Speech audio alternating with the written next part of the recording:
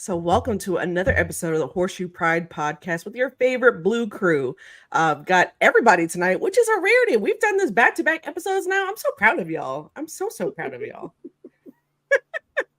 So, for those of you who are listening and you cannot see, is that Kev and Chris simultaneously like fist pumped at the same time. So, it's great. It's great. I hope we can do that again, Chris.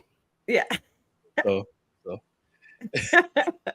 But yeah, we've got a whole list of topics tonight for you because if you've been underneath the rock this week, a lot has been happening in Colts land. So we've got a lot to get to. So Chris, let's hop right into it.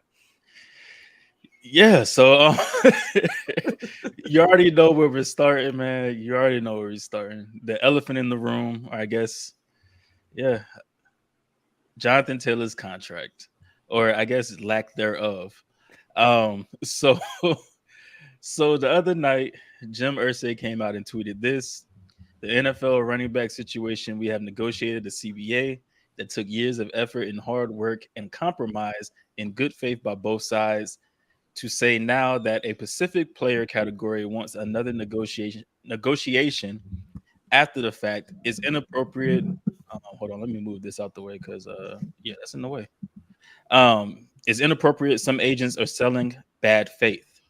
So, of course, after that, which agents, I wonder? Jonathan Taylor's agent came out and said bad faith is not paying your top offensive player. And then the next day, Ian Rappaport tweeted out, hope the relationship can be fixed. And Jonathan Taylor's agent said, doubt it. Now, I don't Dwayne think Johnson lookalike wannabe acting fool. See, I went DJ Khaled, Chip. Just from the top rope, Chip. Nah, it's Ballers. Suge Knight. He's in the next coming of Ballers. I always Suge Knight. I guess Suge Bright, Suge Light. I mean, Suge Bright is crazy. But oh my goodness. But Ian Rappaport, I think, just was referring to the relationship between the running backs and the franchises, not necessarily Jonathan Taylor and the Colts. And, of course, Jonathan Taylor's agent had something to say. He's been liking a bunch of tweets where it's either Jonathan Taylor going to Miami, Jonathan Taylor requesting a trade, all this other stuff. And, of course, Colts Twitter made a big deal about Jonathan Taylor wiping his Twitter, not his handle, but like just any Colts information off of like his bio or whatever. But he still has pictures in Colts gear, playing in games and everything all over his Twitter and all over his Instagram. So I don't know if that's really a big deal. But yeah, I'm gonna throw it to the floor. How do y'all feel about this whole situation and how it's playing out in real time on the Twitter timeline? It's nasty work. Let me say that. Yeah. I feel like at the end of the day, both parties should have kind of just kept their mouth shut. Just don't say nothing. I mean, he still has, he's going into the last year of his contract. Let's just play it out and go from there. I mean, you're going to get paid, and you're also coming off of an injury, so you got to really play it safe, And I feel like his agent was just being a dumbass. I mean, why are you even commenting? Why are you even saying anything? If you feel like Jim Irsay is kind of taking a shot at your client, okay, use that as leverage. That's how you're supposed to go about it. You have to play the game by who has more leverage in the game. And if you continue to sit there and try to go back and forth on social media, I mean, all you're doing is just hurting your client's chances of actually getting a bigger bag. I mean, at the end of the day, let's be real about it. Would we like to trade Jonathan? Nah, but if the relationships, continues to go, south, I mean, we'll just have to take our losses and trade them for some draft picks and, move forward.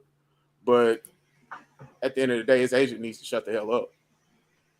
That's the thing. We don't know that the agent's gone south, gone north, gone anywhere. We know nothing about the relationship. And the agent jumped the gun because there have been no contract extension negotiation talks to begin with. I think that's where they have an issue, though, because, I mean, while, yes, he has one more year left on his contract, right? But it's not unusual for rookies to get extended before they go into their last year of their contract. I mean, we just saw Justin Herbert get a bag before the end, or before like going into his fourth season. Quentin Nelson coming off of an injury, we saw him get a bag before his rookie contract was over. So I mean, it's not, and I think the thing is too with Jonathan Taylor and them being so frustrated, and I'm not in any way absolving the agent of any of his doing, because he's a dumbass. But you've seen people on your own team get money, but before their rookie deal expired, and now you're sitting here. There's been no offer, given to you. Because I mean, even Jim Irsay, I think he did an article, or not Jim Irsay, but what's his name? I'm blanking. But he did an article when he spoke to Jim Irsay, and Jim Irsay said they haven't offered anything to JT. Oh, Stephen Holder. Yeah, Stephen Holder. They haven't offered anything to JT, and he wasn't even referring to JT. Hey, guess what, Kev? We both drinking the same thing. Let's go. Oh, all right. Yeah, let's get it. But I'm drinking apple juice. That makes sense. Yeah, that's what I'm drinking too. So orange juice and vodka on my end. So there we go. Yeah, Chris, I know how in sync we were today. That's pretty cool. Right? We're doing good today. All right, Chris, you know what I'm going to say. What's up? Marshall Falk. Adrian James. I know. I brought it up a couple weeks ago. Donald Brown. But Marlon Mack. This may be unusual for every other position, but not for star running backs for the Colts. I mean, I tweeted that out last week, the week before last, that the Colts do not have a history of paying running backs. And everybody says, oh, you paid Nyheim Hines, you paid Joseph Adai.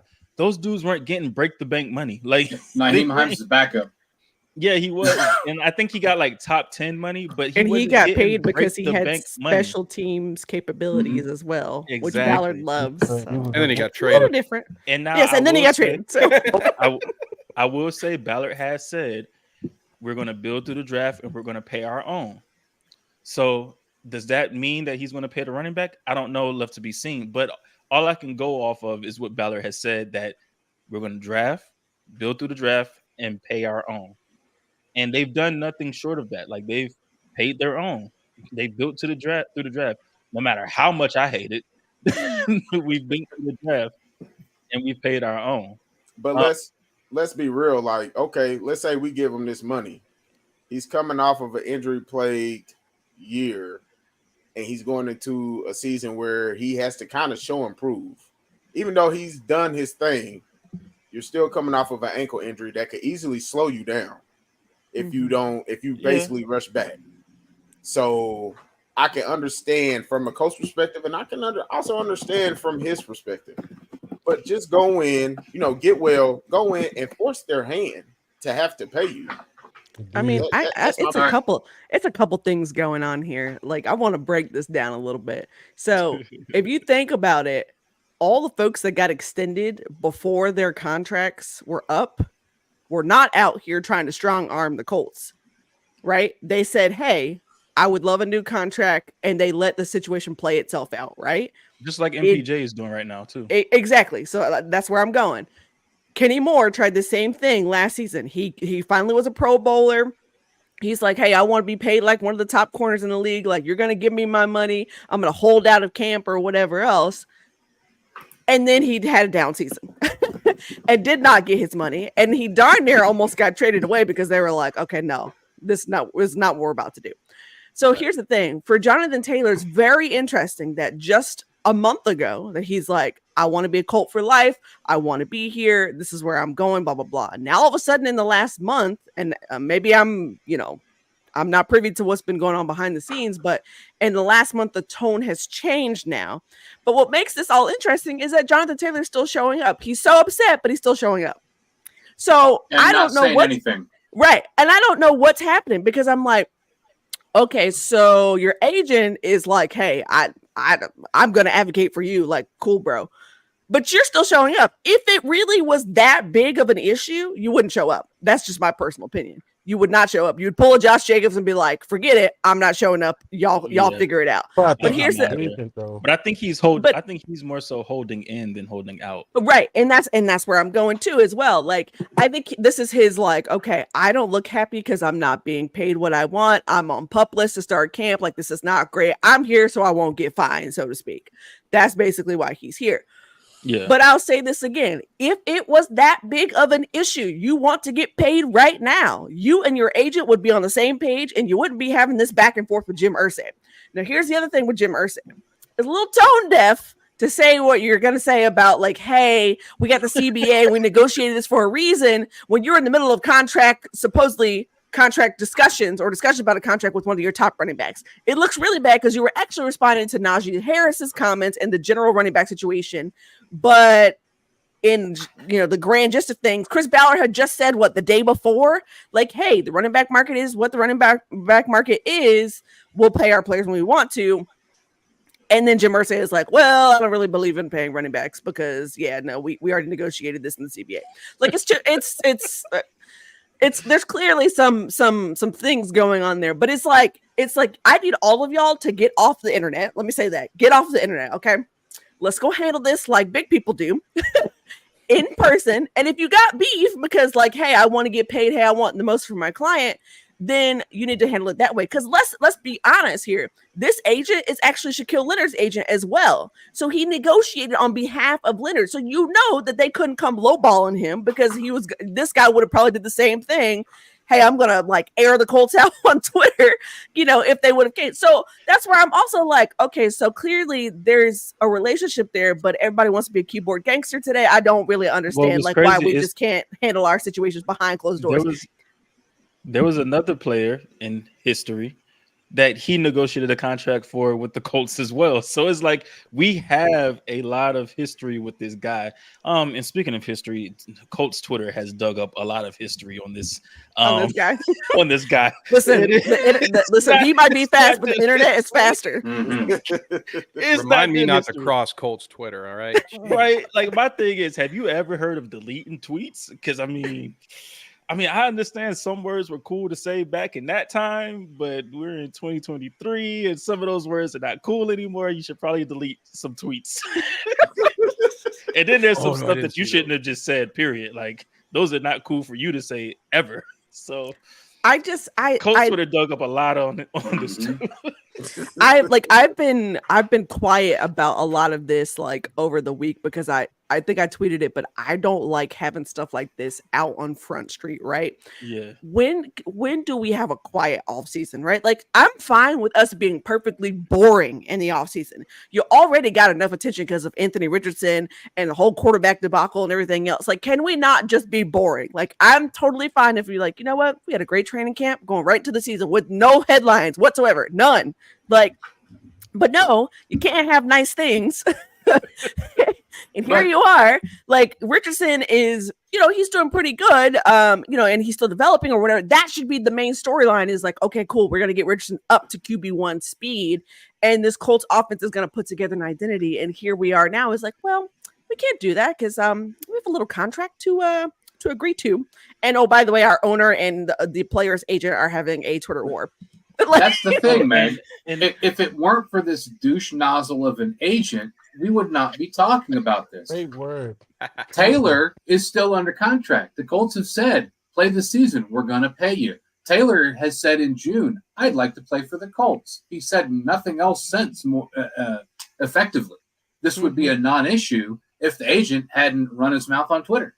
It's definitely well. This would be a non-issue if running backs, if they were valued, because right. Jonathan, he's in that room with all of them. So like this would definitely be a non-issue if we didn't have this whole other thing going on that doesn't really have to do with the Colts, but just outside of Indy. That's just a league-wide thing. None of this, I think, would go on. We wouldn't have this whole debacle with Jonathan Taylor. They wouldn't be going back and forth on the internet. And also, Meg, please tell your ladies from the sports tee to stop talking about our running back. Shameless plug on the sports tee. Make sure y'all check them out. Fire show. But yeah, tell your ladies to keep us out of their mouth. This is what they were doing the whole time. Just let me stir up. I know, let me stir the pot. And it was bad enough. It was bad enough. I got it on the podcast, and then Mike, shout out to Mike Patton though. Mike last night tweeted at me as well and was like, "Oh Meg, what is this?" And I'm like, "Listen, this is not tea. This is on brand for the Colts. If you've been paying attention, we all know." So, and Mike was like, "I feel like you're in denial here," and I'm like, "I'm not in denial. This is on brand." And I think it's interesting because there's a dialogue going on in Colts Twitter right now on the media, the Colts beat writers, things like that, trying to report the facts as is, right? Just literally this is what they are. And you're either on one side of the spectrum or other in Colts Twitter. Oh, his agent is terrible. He's got to go. Or, you know what? We should just trade JT. We don't need this headache. It is everybody is having anything that gets reported on this, people are jumping on top of it. And I'm like, see, this is why I asked for a boring offseason. Can we just sit down, behave ourselves, keep our hands to ourselves, go on. We have a training camp. We have an entire season. Can we just focus? I'm saying, can we not behave like we're big boys and I don't understand. But here's where Ursay was correct. Go ahead. You said what, Chip? Here's where Ursay was correct, and he's sort of a de facto spokesperson for a lot of the owners. He's right in what he said when you separate it from JT, and he didn't direct it to JT or his agent. He was talking about the pot being stirred by running backs and some of their agents. The business reality is that running backs, you've got 3 or 4 of them on your roster, and there's not a huge drop-off from 1 to 2 in the way the game is played right now. And pop quiz, what's the position that has the shortest tenure in the NFL? It's the running backs. There's a certain value proposition in the money that you're going to give to players, and the owners are business people. And from that perspective, they're right about what the market value is for running backs. Does that suck for running backs compared to other players? Sure. Is it something that maybe they need to figure out a way to address? Sure. But they also did negotiate a CBA, and they're all operating under that. And apparently running backs were trying to push for some sort of CBA renegotiation around running backs. And that was what Ursay was responding to. And the reality is he's correct in what he was saying. And that's a more difficult discussion and probably a longer term discussion than what's going to get hashed out than just the time it takes for Saquon Barkley to sign a contract extension or choose a franchise tag. Yeah. I mean, go ahead, Kev. I feel like so Jim probably is right. Right? I agree with that, but I got to ask you guys this, because over the years I have learned this lesson the hard way. Many a time I'll probably still learn it. Sometimes the best way forward is for me to shut my mouth and to just not interject myself into a situation where I haven't specifically been called on to provide my opinion. So am I wrong for being a little irritated at Irsay for starting this? Obviously the agent's response is wrong to me, but why couldn't you just get off Twitter, Jim? I mean, the thing is, Jim Irsay has always been very outspoken, so it's not off brand for him, but the timing is Jim. Shad tweeted it out, but he was he's going to make a Ballard bald before the end of the season. And I tweeted back to him and I was like, he's going to be Beijing Ballard before we know it, because he's going to be spraying in his hair. But if they know that they have not engaged in contract negotiations with JT, and Ursay's making that statement knowing he's not talking and not subtweeting to JT in that statement, that's a little different context. Most of us were thinking they were engaged in negotiations, but as it turns out, they haven't been yet. They've been straightforward that they're not doing that yet. I actually never thought that they were in negotiations. I thought it was always purely, hey, Jonathan Taylor was saying I want a contractor or whatever, and it'll get worked out. Chris Ballard was pretty chill about it when they asked him about it. He's like, oh, the running back market is what it is. We'll pay him when it's time. That's a very on brand response as well. So that told me, okay, we'll get to it when we get to it. We're in no rush.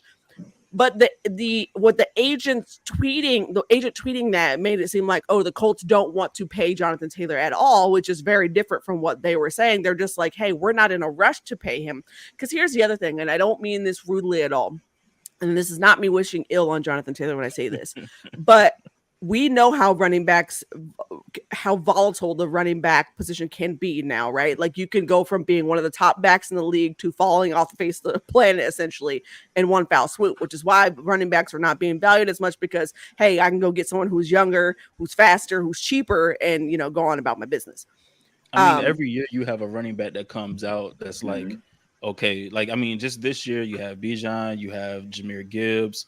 Yeah. I mean, even Evan Hull has been killing it in camp, and we picked him up in what, like the 4th, 5th round, something like that, 6th round. I mean, you have every year you have running backs, and next year's class is supposed to be stout as well. So it's like it's one of those things where running backs come a dime a dozen. And I understand we all love JT, and I get it. Like he's a dynamic back. Some say he's the generational back. I don't really put that on him because I think generational gets thrown around way too much. But like he's a really good running back. But like Meg is saying, like it's a volatile position. You can be good for 3 years, and next thing you know, like I mean, look at Zeke, right? Zeke was amazing his first few years. He got suspended because of the whole thing that happened with him. And then he came back, he was good, then the knee injury. And then after that, it just continued to go downhill after that. I mean, that's the point I'm making is that like we could get to a point where, like, hey, let's say that JT like gets injured again or something else like that. The Colts are not going to be apt to pay him. You know what I mean? Like they're not going to rush to do that, especially when you have 3 other backs on the roster as is right now. And let me say this, this is a very conflicting subject for me because I am of the opinion that when you have a unicorn at the running back position, you pay them, right? Like, because there's not that many left, right? There's, the Derrick Henrys, the Saquon Barkleys, the Nick Chubbs, the Jonathan Taylors of the world. Like that list is actually very small. Austin Eckler, maybe Christian McCaffrey, hey, that list. So I get, I advocate for them at least being paid because again, they are the unicorns of that situation. But I understand people not wanting to pay them because, Damon Woody made the argument the other day, like, when's the last time a team that paid a running back won anything? You know what I mean? So I totally get it. And I think that's the other issue. They've got to determine like what they feel is like a fair price because the folks who are the loudest about this franchise tag for the running backs are all the elite backs, right? They are the loudest. It's not like, it's not Joe Schmo on, the Bengals or Joe Schmo on the Falcons. It's Jonathan Taylor, it's Derrick Henry, it's Christian McCaffrey, it's Austin Eckler. It's all these, top tier. Here's the deal though. At the end of the day, I still think this is much ado about nothing because Jonathan Taylor has said nothing. Yes. That's he said back in June, he wants to play for the Colts. He'd like to get a new contract. He's kept his mouth shut since. I think this is all slow news period and a ridiculous agent stirring a pot that would not be stirred otherwise. And until I have some evidence otherwise, I still think Taylor wants to be a Colt. He wants to be extended. The Colts want to extend him. They have a timeline, and this is all going to blow over. That's my opinion until I see something from the actual key players that say otherwise. Yeah. So my question to y'all, do y'all want to keep Jonathan Taylor? Would y'all like to keep Jonathan Taylor? Of course. For a reasonable price, absolutely. I'd love to see him retire as a Colt. But that's not our... you need to get another fucking agent. Correct. Yeah. Justin. All the problem is his age. It's not because, like Meg said, if he really was that disgruntled, he wouldn't even come to camp. You feel me? Well, would he get fined if he didn't? Since he's but he would. But again, if you were that disgruntled, yeah, I wouldn't even come. You act like he doesn't have the money to pay the fines. How much is the fine? Like $2,500, something like that a day, or something like that. No, it would probably be high for him. I think it gets high once you get to games too. But my point being is that like because you lose game checks at that point, it's not really fine. You lose your game check. But my point was that like if he truly was like, hey, I'm sending a message, he wouldn't show up. He would have been late to camp. Let me say that. He would have pulled a Josh Jacobs and been like, "All right, I'll see y'all when I see y'all." Or like a Saquon. I mean, Saquon was late until they paid. came up with a deal. Yeah, well, so not paid until they gave him his franchise tag.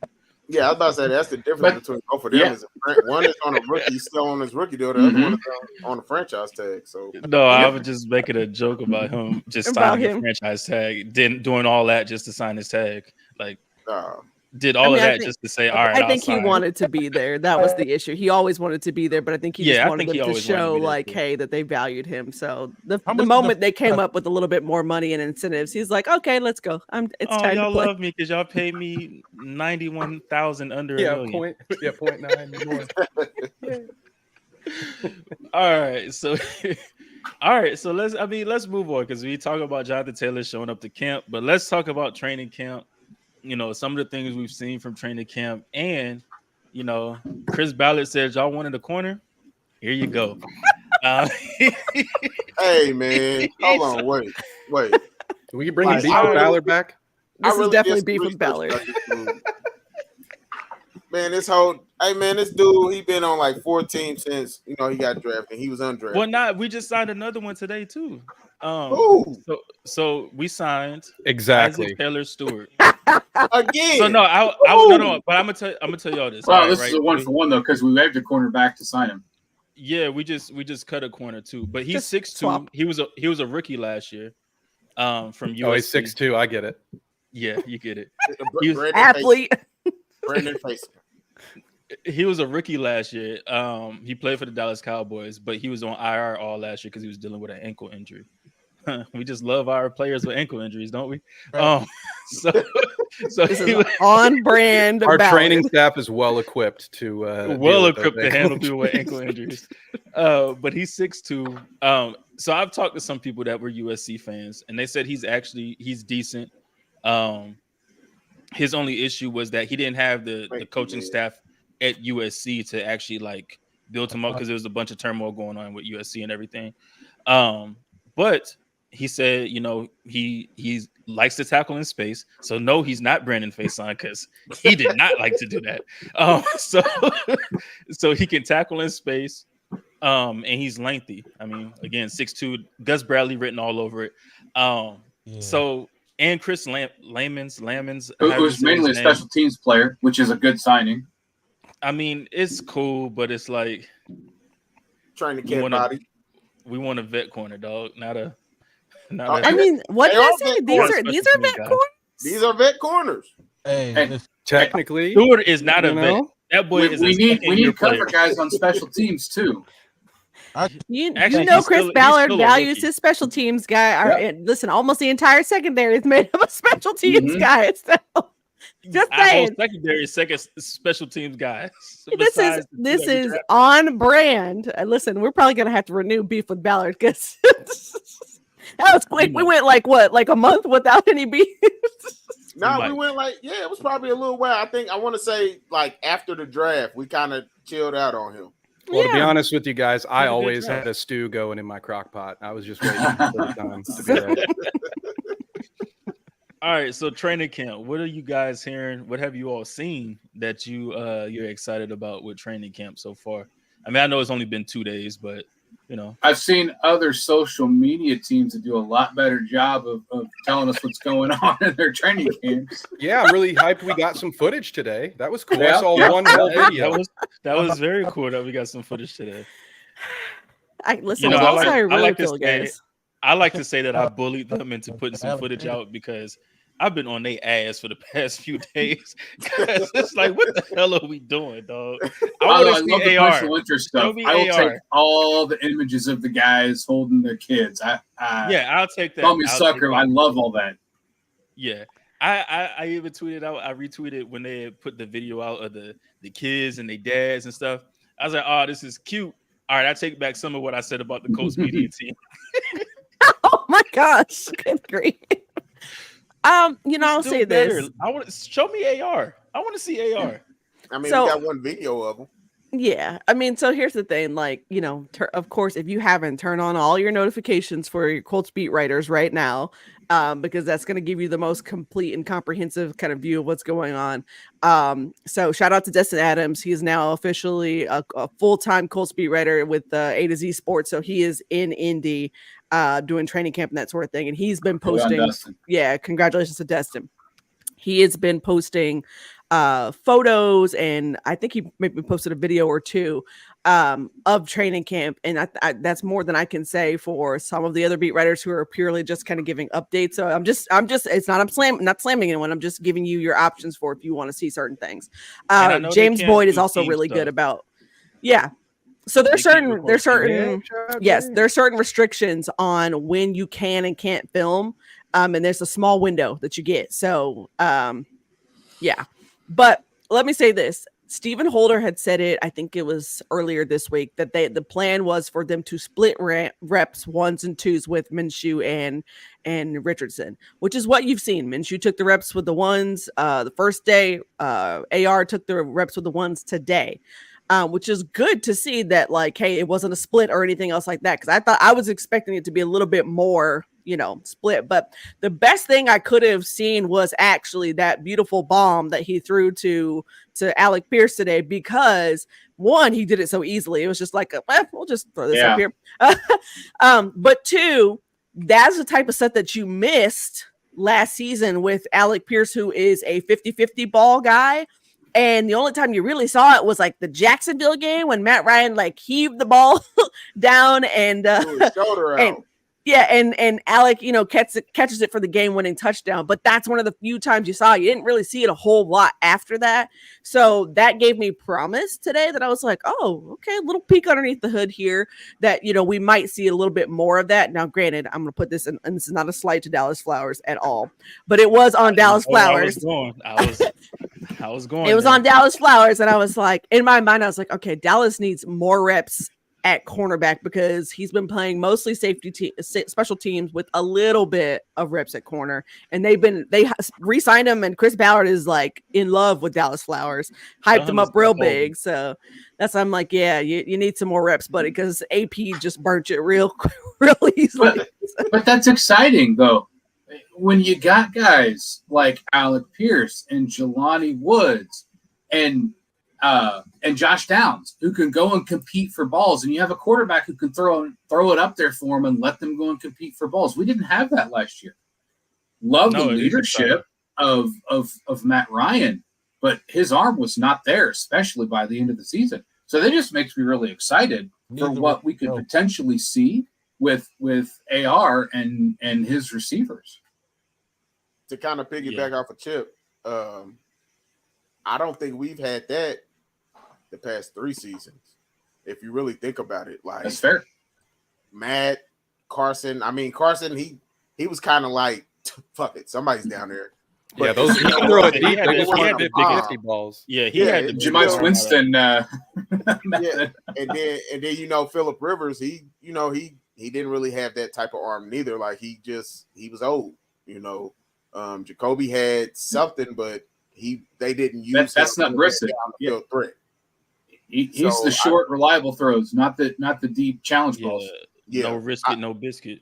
Yep. And I feel like teams aren't going. They're so used to the Colts staying kind of like within that 10-20 range that those deep 50-yard bombs, as we're throwing them throughout the season, it's only going to open up other lanes for other players.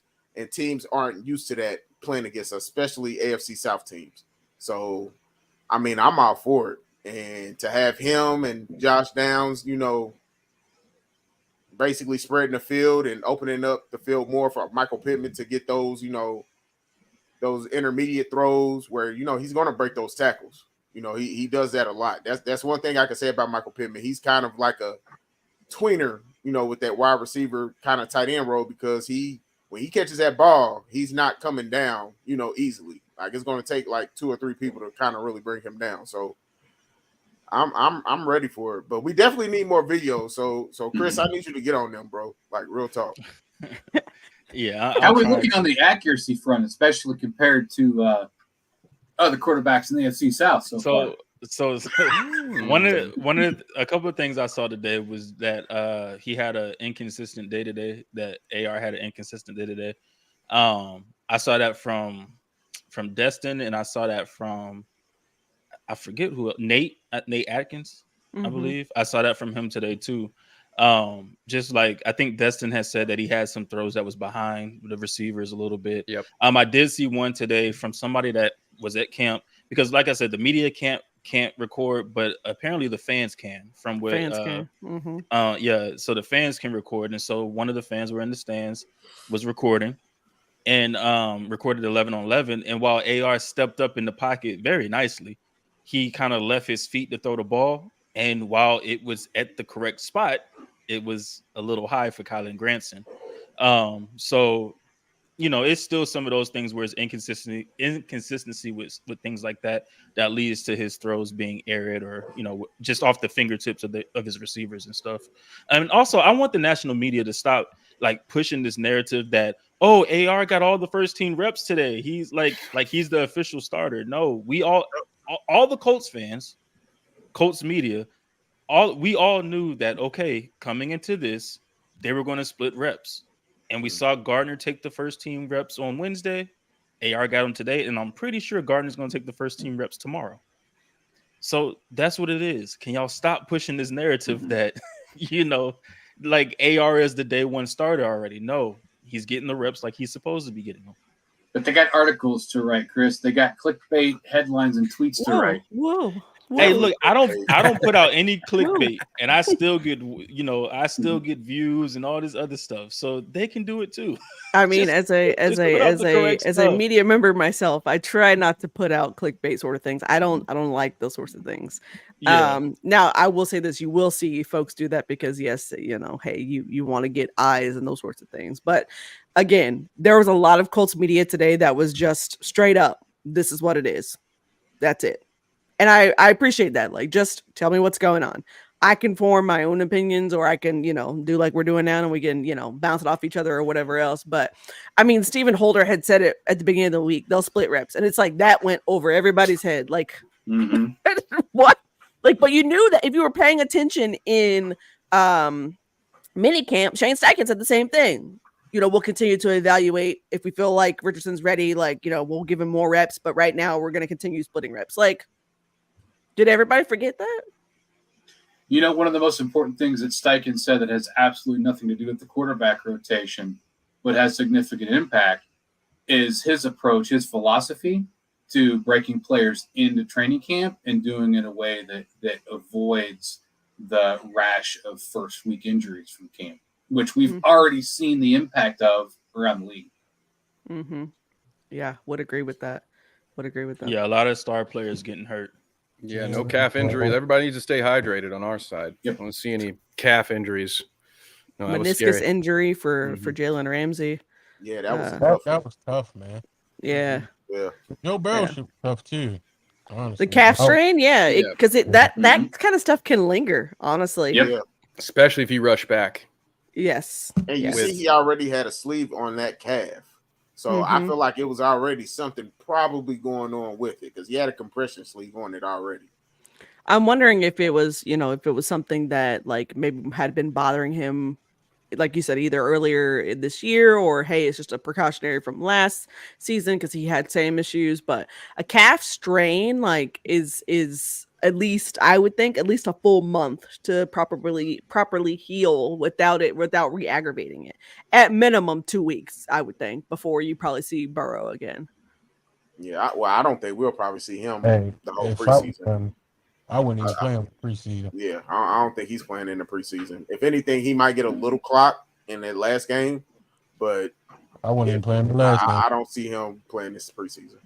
But what interests me is whether Steichen can have a meaningful impact on keeping Colts players healthy, because the Colts have been bitten uncannily by the injury bug for as long as I can remember. And I really would like to see some change in approach or philosophy that breaks that trend.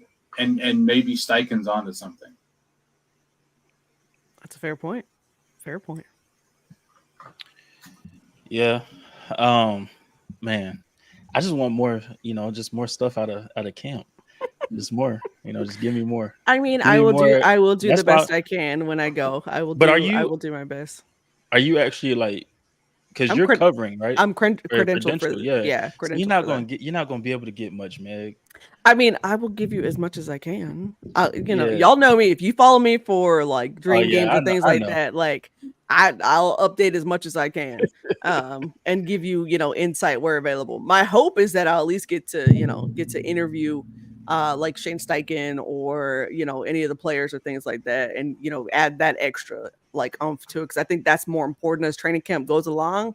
And the other thing is, I'll be going to training camp when they're on the back half of their training camp schedule.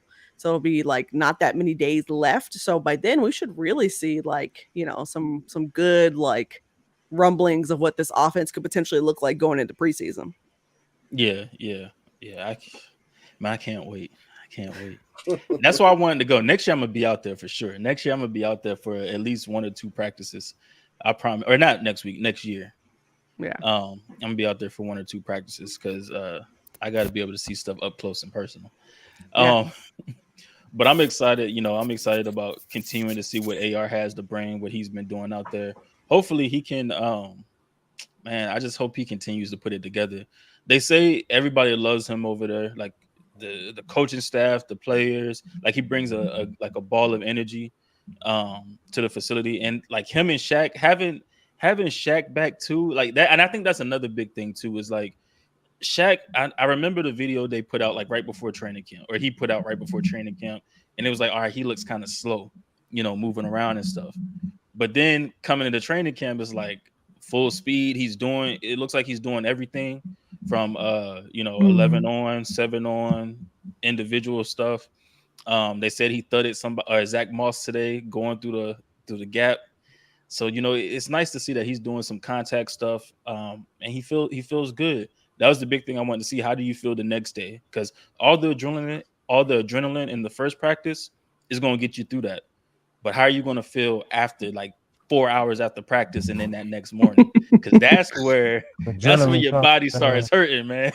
So Man, listen. so it's good to see that like he's still feeling good. He's still going through. So I hope that continues, because if he's back and the energy he brings on that defense, and then coupled with the energy that AR brings on the offense, I don't know, man. The season could be kind of different than we all expect. I ain't saying nothing. I ain't saying like going crazy, but I'm saying like it could be a little different than what we all been expecting. I mean, I would love for it to be different. Yeah. I would too. I would love for it I to be would different. too. Like if the Colts haul off and win 10 games, Yeah. just talk to me nice for the rest of the season. Like talk to me nice, because I think So, that would shock a whole lot of folks. Did we nail it in our discussion 2 weeks ago, or do we want to revisit that the whole concern level over Shaq and his injury status? Thinking back on what we said 2 weeks ago, I think we were pretty accurate. But do we want to? I mean, revisit that? I'm still at a 6, man. I'm still at a 6. It's a mild concern because this is still training camp and things like that, and it's gonna it's gonna continue to build from here. But the fact that he's moving well and moving like himself, and the fact that he said this is the best I have felt in quite some time, he feels like himself. We haven't heard that from him, so that gives me like, okay, Shaq, like let's see what we're gonna do here. Let's see what we're working with here. So I'm gonna stay at a 6, but I feel a little bit better. Let me say that over the last couple of days, watching him, really just look like himself again. Yeah, I want to see like not full contact, but like real contact when they really have one, because I think they're going to pads next week or something like that. So I want to see that before like I'm like, okay, let me change my level. Because while he thudded who was it, Zach Moss today, like I think they're only in shells or something like that. So it's not really like, I want to see what happens when the full pads are on and y'all really out there doing what y'all need to do. So right now, I think I'm still at a 6. I think that's what I said last week. I can't remember, but I think I'm at a 6. Let it continue to build up. Let's see what happens when the practices continue to stack up and how his body's feeling and stuff, especially going into the season. But I like what I see. Like I like what I see from him. He's Meg said it. Like he's moving well. He looks like he's moving, back to full speed and stuff like that. And I mean, I'm pretty sure if he wasn't, they wouldn't let him do 11 on. They wouldn't let him do 7 on. stuff like that. So that's a lot. All of that is good to see. It's good to see that he's back out there and he's himself. He looks happy, man. He looks And happy he's as as hell out full there. a participant as he can be with what they're doing in camp right now, which is all we can ask for. Yep, exactly. So I love it. Yeah, I'd stay about the same. I still remain cautious. I hope that last year's bad luck streak is over, because that broken nose, like that was some of the worst luck I've ever seen. So to piggyback off what you guys said, yeah, I'd like to see a little more at full speed with the pads on, full contact, that kind of stuff. Honestly, I'll probably have to get through a few games of the regular season before I'm not looking over my shoulder when it comes to him, where I'm just like, okay, please avoid whatever crazy bad luck bit you last year. So I don't remember where I was, but I'll stay around a 6-ish. That's still a little concerned, but happy right now. And I understand that, and the reason why, because even last year, right, going into that Washington game, like, oh, Shaq's back, let's go. Had an interception. It's like, oh, hell yeah, Shaq is back to what he's doing. And then I think it was either EJ Speed or Zaire Franklin that hit him.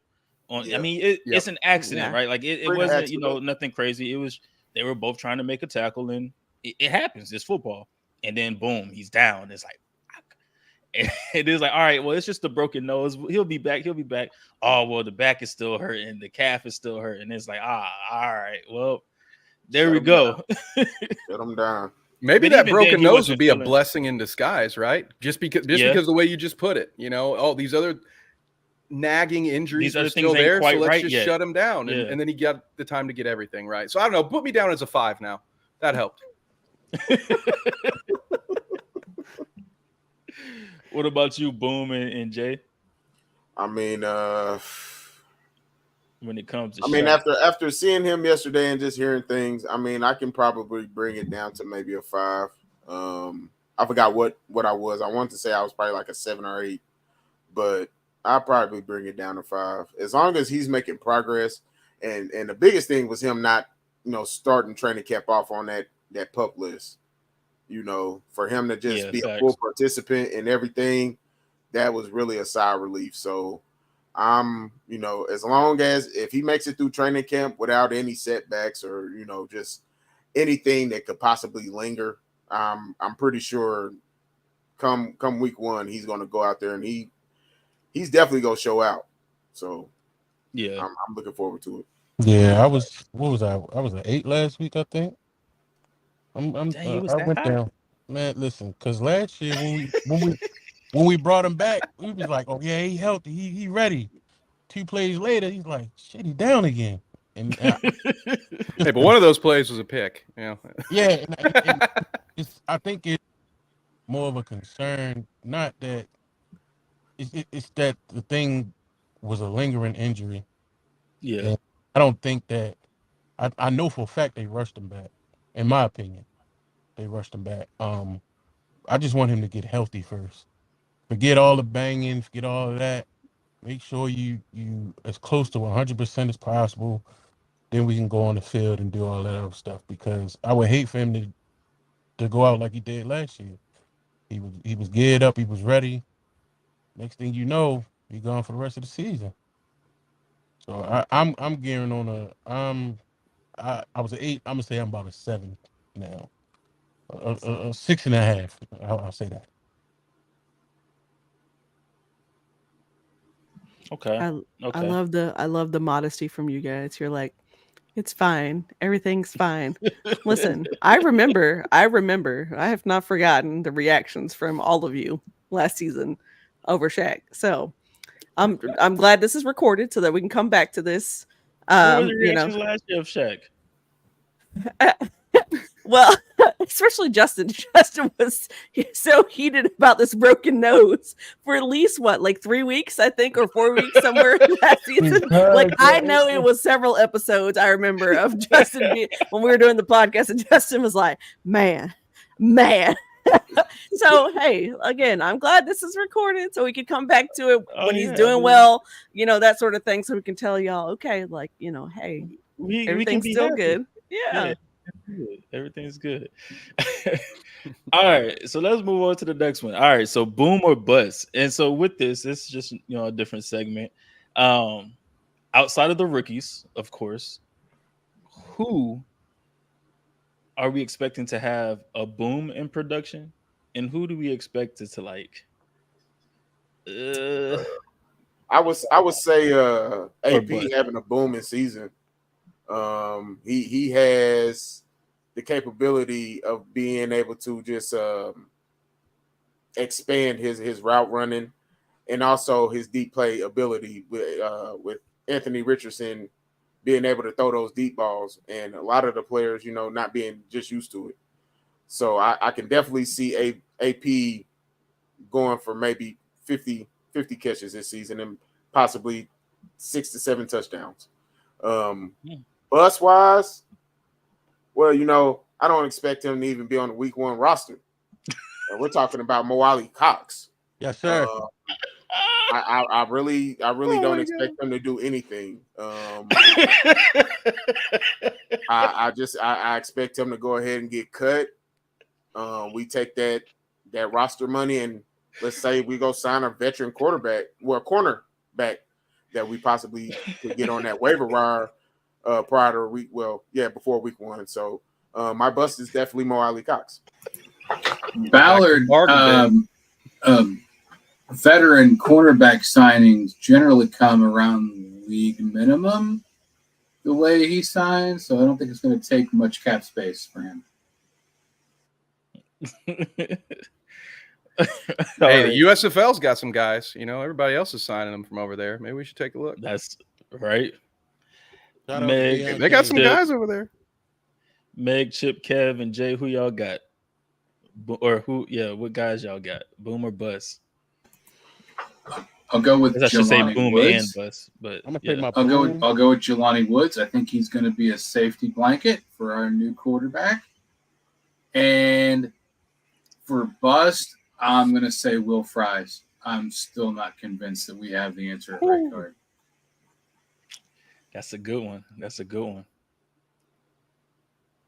All right, I'll jump in here. I'll give my boom to Josh Downs. I think we're going to see a lot out of him in the passing No, can't game. have rookies. Can't have. Oh, you said rookies. Oh, I'm so sorry. No rookies. Yeah, excluding the rookies. You guys took mine already. I will say I'm gonna have to go Pierce then. I don't want to be a copycat, but I'll say Pierce is my boom, and my bust will be the entire tight end room not named Jelani Woods, because I think it's going to be a Jelani party. 6'7". Listen, guys, I daydream and I even dream at night about the Colts offense inside the red zone running a shotgun RPO with Jelani Woods and Alec Pierce as our options, but then oh my God, I just can't wait for it. And I think Woods is going to go off. Please clip that. Please clip that. I am going to clip that. I'm definitely clipping Please clip that. Was that a bad take, you guys? No, it was amazing. Just everything that went along with it. He was like, "Oh my gosh!" He's like, "I daydream about this." Tell me when I'm lying. No, my boom and bust. My boom is Bernhard Raymond. I think he takes a big step this year. He started getting better down the stretch last year. He's put on some weight, coming into this season. And I think he's gonna be really good when it comes to helping out AR, protecting his blind side, or even Gardner Minshew, whoever's back there at quarterback. My bust, damn, it's kind of hard. And I hate to do this. I hate to say this. EJ Speed. Oh. Yeah. Boom just cut off his camera. Ouch. It's not because I don't like him. It's just I don't know. He's been a special teams guy. He's done well when he's had to come. when he's had to come in at times, but he's never had to play a full season as like a starter, you know? So I hope I'm wrong though. Like I really do hope I'm wrong. I do this too. I do as well. Sorry. I just don't know if yeah, that's who it is. And this is part of the reason why I want us to add more to the linebacking room. But yeah, go ahead, Justin. So to my boom, I would have to say Zach Moss. Okay. I like it. That he already has been. In my bus, I'm gonna say Kenny. Yeah. Hopefully y'all heard me. Yeah, I heard you. Yeah. So I think it's gonna be Kenny because Kenny can hold his own, but for how long? And with the makeshift Legion of Boom that we're trying to make, everybody's over 6'2", 6'3" at the corner. You know, I don't know. I don't know what our pass rush is going to look like outside of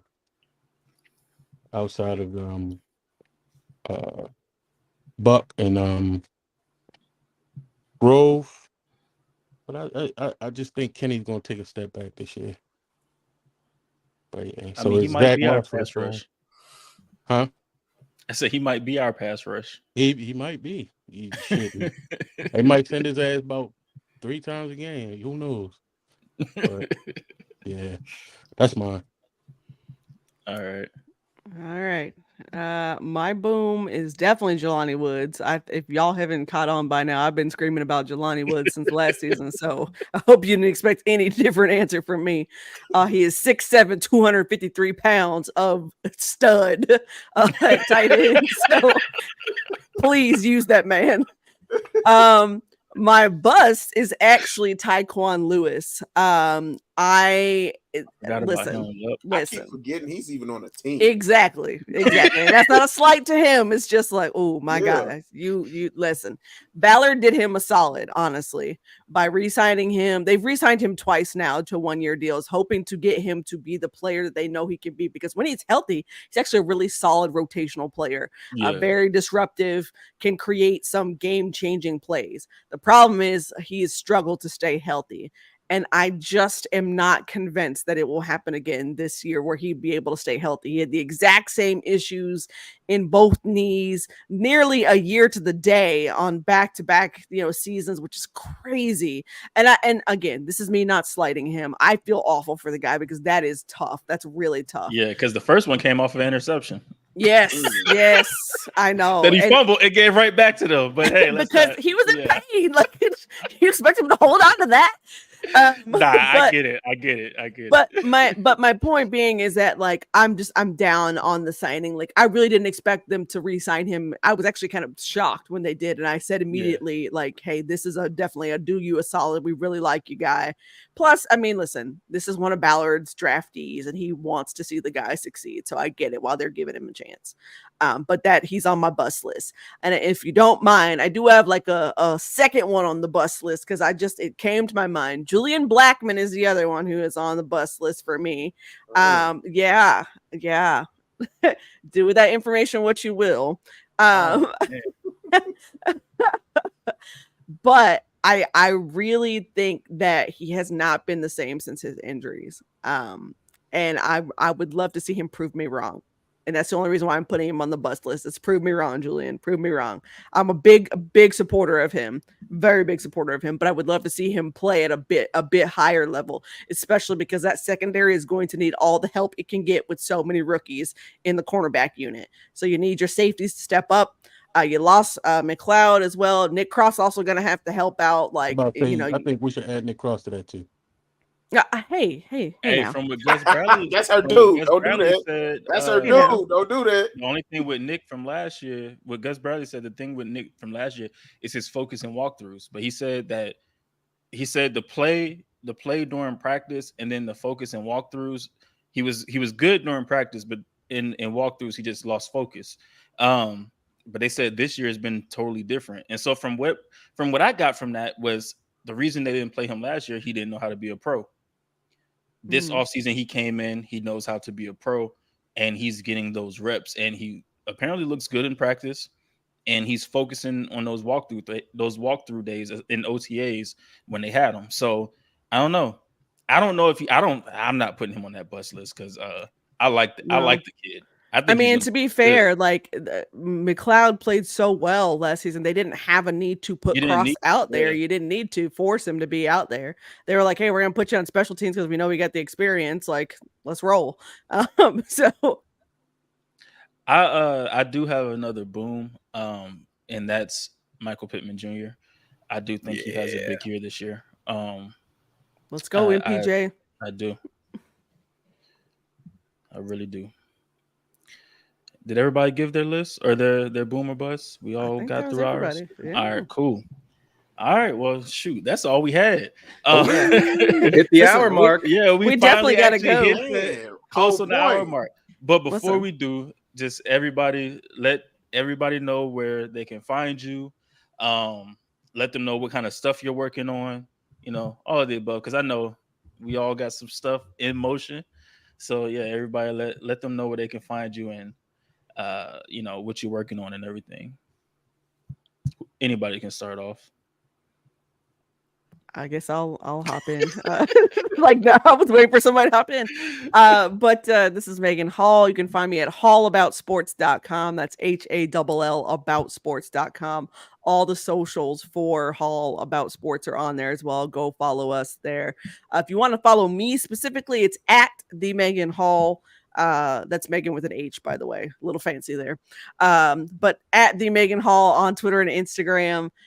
Find me here on Horseshoe Pride podcast as well. And of course, because clearly I like torture and pain, I am doing so many other things as well. 2 other podcasts, the Sports Tea podcast that is on Thursdays at 9 p.m. Eastern.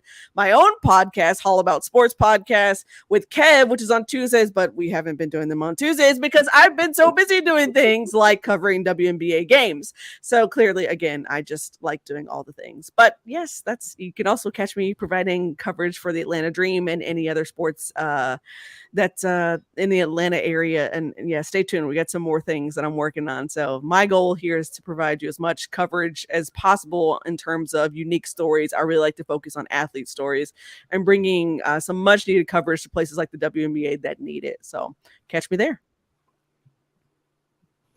All right. Well, I'll go.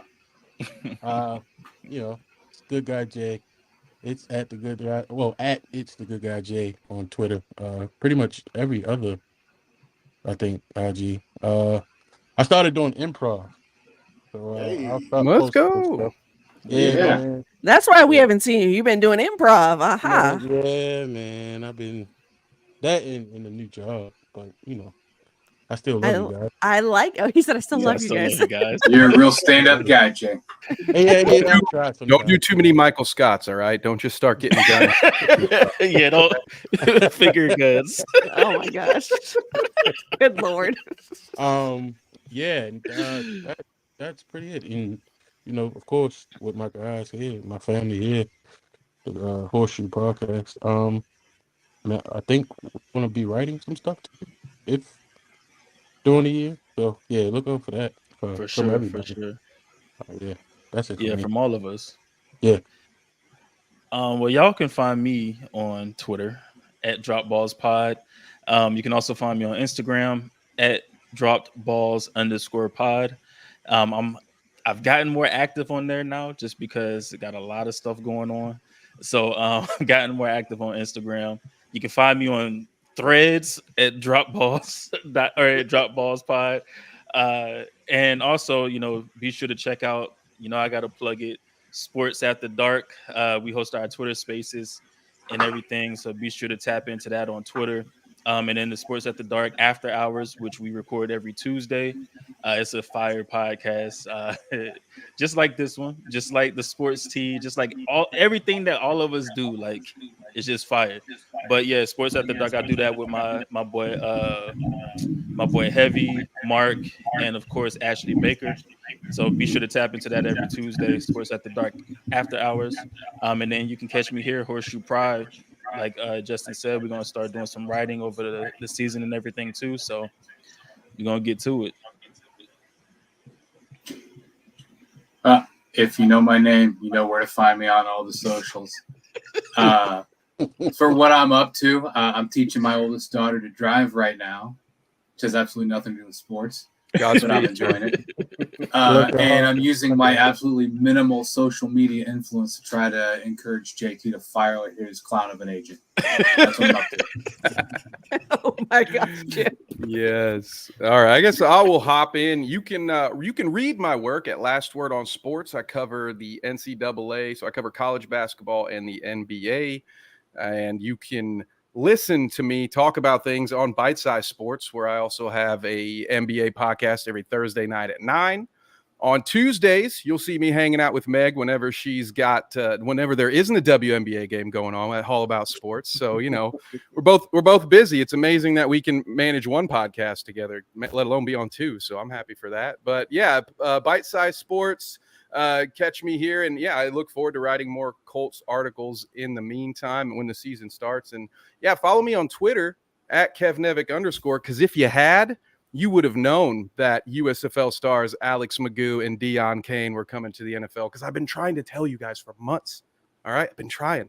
No, but anyway, I had a blast. I got to cover the USFL championship game. It was my first ever credentialed event, and it was a blast. And I was very lucky that the guys that won that game and won the awards ended up getting signed. So it's pretty cool. So anyway, follow me, KevNevic _ Deion Kane. Isn't that a Ballard special right there?